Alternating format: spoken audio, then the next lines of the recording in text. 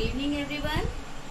इससे पहले मैंने रस की वीडियो में आपको 2 रस बताए थे, श्रृंगार रस के भेद, संयोग श्रृंगार रस और वियोग श्रृंगार रस और हास्य रस। अब मैं आपको इस वीडियो में आपको जो रस के बारे में बताने वाली हूँ, उस रस का नाम है वीर रस। इसे हम वीर रस के नाम से जानते हैं। इसका वीर रस का, जैसे कि नाम से ही बोध हो रहा है, वीरता की भावना आना, अपने अंदर वीरता की भावना का आना, बहादुरी का कार्य। वीर रस का स्थायी भाव है उत्साह। इसकी परिभाषा है युद्ध या किसी कठिन कार्य को करने के लिए हृदय में स्थित उत्साह, स्थायी भाव के जागृत होने के फलस्वरूप जो भाव उत्पन्न होता है उसे वीर रस कहते हैं। इसके लिए एक उदाहरण है, तन कर भालायु बोल उठा, राणा मुझको विश्राम न दे, मुझसे बैरी से हृदय शोभ, तू तनिक मुझे आराम न दे। इसमें महाराणा प्रताप तो खुद स्वयं थे ही बहादुर। उनका जो भाला है, उस भाले को प्रतीक बनाकर कहा गया है, उसने महाराणा प्रताप से वो आग्रह कर रहा है। इसका स्पष्टीकरण मैं आपको बताती हूँ कि इसमें क्या आलम्बन है, क्या अनुभव है, कौन सा संचारी भाव है। तो युद्ध भूमि में जो शत्रु है वो इसमें आलम्बन है, राणा प्रताप का हृदय आश्रय है, भाले का तनकर बोलना अनुभव है, बोलना अनुभव, उत्सुकता और उग्रता इसके संचारी भाव हैं। अब आपका नया रस है 4th नंबर पर करुण रस। करुण से ही आपको पता चल रहा होगा मन में दया का। अब हम बात करते हैं 4th रस करुण रस की। इसका स्थायी भाव है शोक यानी दुख। इसकी परिभाषा है इष्ट वस्तु यानी अपने मनचाहे वस्तु, इष्ट वस्तु की हानि, प्रिय का चिर वियोग यानी अपने किसी प्रिय का हमेशा के लिए बिछड़ जाना आदि में जहाँ शोक की पुष्टि होती है वहाँ करुण रस होता है। इसका उदाहरण है, शोक विकल सब रोव ही रानी, रूप सील बल तेज बखानी।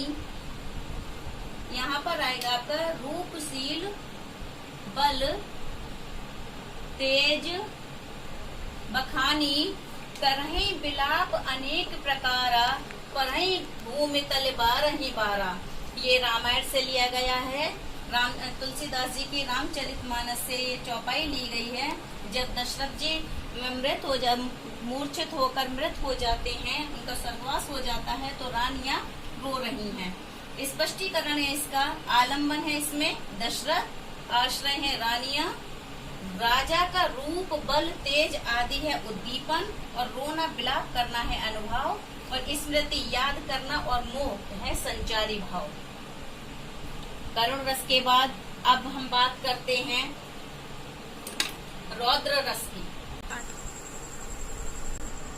करुण रस के बाद अब हम बात करते हैं रौद्र रस की। रौद्र, जैसे कि आपको नाम से ही लग रहा होगा, क्रोध की भावना, रौद्र यानी गुस्से की फीलिंग्स। रौद्र रस का स्थायी भाव है क्रोध। इसकी परिभाषा है, जब विरोधी पक्ष द्वारा किसी व्यक्ति, देश, समाज या धर्म का अपमान करने से उसकी प्रतिक्रिया से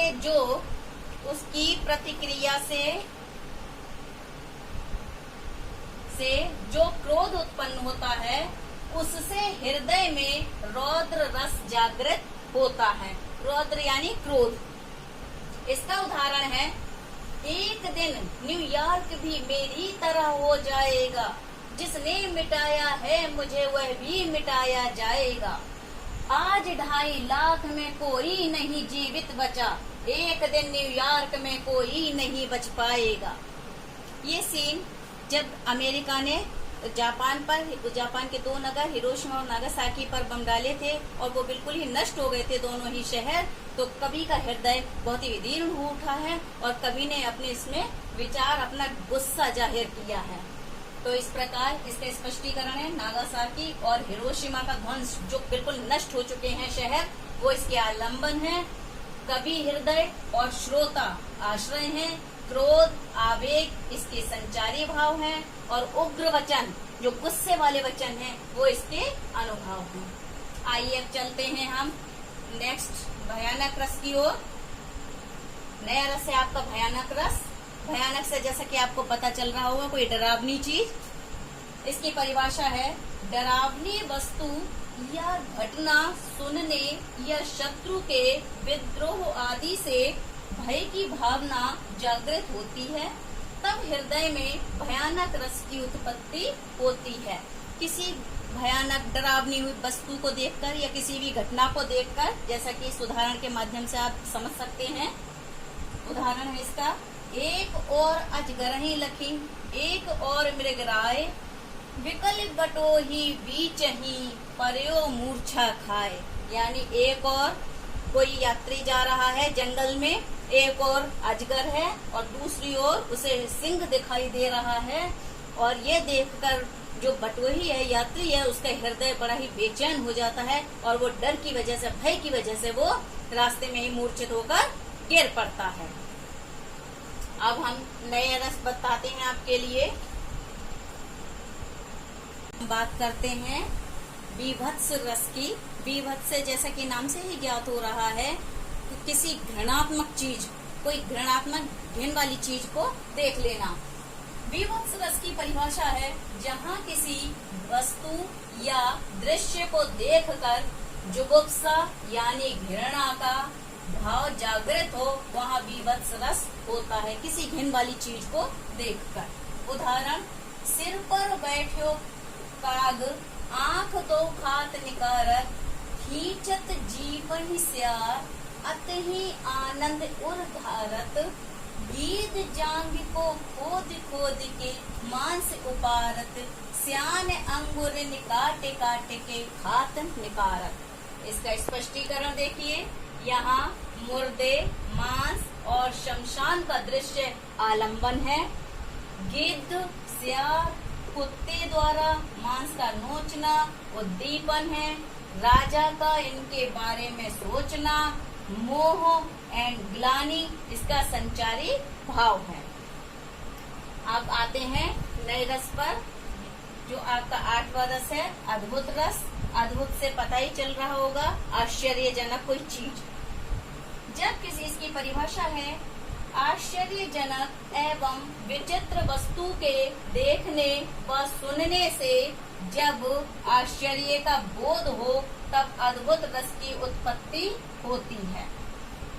उदाहरण है इसका उदाहरण दिया गया है, जब कौरवों की सभा में धृतराष्ट्र के सामने सभा में कृष्ण जाते हैं शांति का प्रस्ताव लेकर पांडवों की ओर से उनके लिए भूमि लेने के लिए, थोड़ी सी ही, ज्यादा नहीं, उन्हें केवल 5 ग्राम दे दिए जाएं। लेकिन जब दुर्योधन इनकार करता है और वो उनके शांति प्रस्ताव को ठुकरा कर कृष्ण के लिए पकड़ने के लिए, जंजीरों से बांधने के लिए उनकी तरफ बढ़ता है, तब कृष्ण अपने विराट रूप में आ जाते हैं और उस विराट रूप को देखकर जो कौरवों की सभा है वो आश्चर्य से आंखें फाड़ फाड़ कर उनकी ओर देखने लगती है और वो हैरान हो जाती है और उनके आंखों में विस्मय छा जाता है। इसमें उसी का वर्णन है। कृष्ण कहते हैं, अंबर में कुंतल जाल देख, पद के नीचे पाताल देख, मुट्ठी में तीनों काल देख, मेरा स्वरूप विकराल देख। सब जन्म मुझी में पाते हैं, फिर लौट मुझी में आते हैं। इस प्रकार उन्होंने अपना उसमें विकराल और अपना विराट रूप दिखाया है। उस विराट रूप को देखकर सब विस्मय उससे भर जाते हैं, उनकी आंखों में विस्मय भर जाता है। अब हम एक अंतिम रस की ओर बढ़ते हैं, जिसे हम रस का 9वां रस के नाम से भी जानते हैं, शांत रस।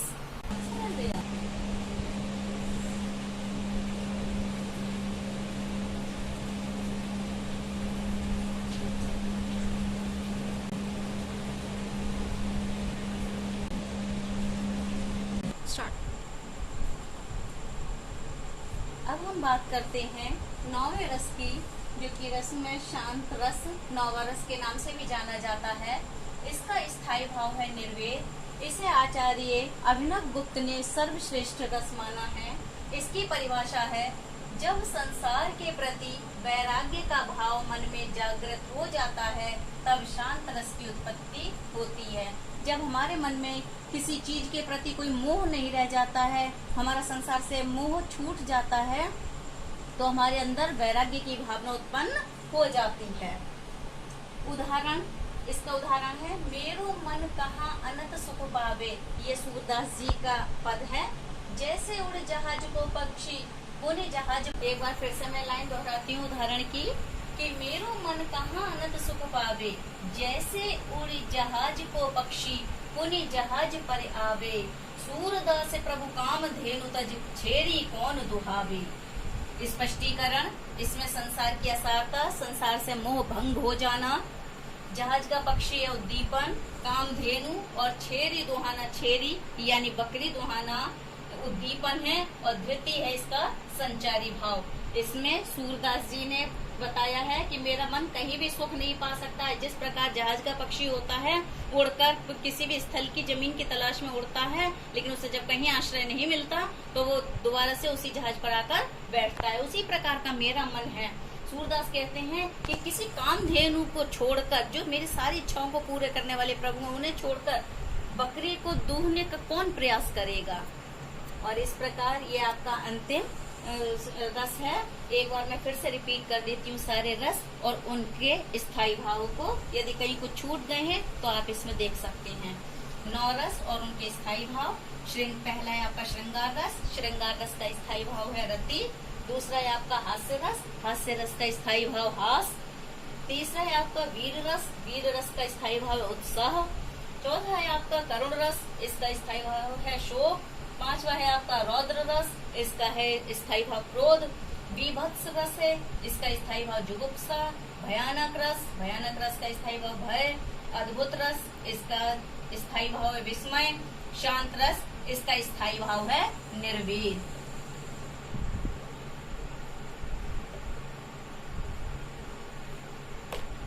तो आपने ये वीडियो देखी और इसमें रसों को जाना और इसके उदाहरणों को भी आप समझ गए होंगे। मुझे लगता है आपको वीडियो अच्छी लगी होगी। अगर आपको पसंद आई है तो प्लीज लाइक करें। धन्यवाद।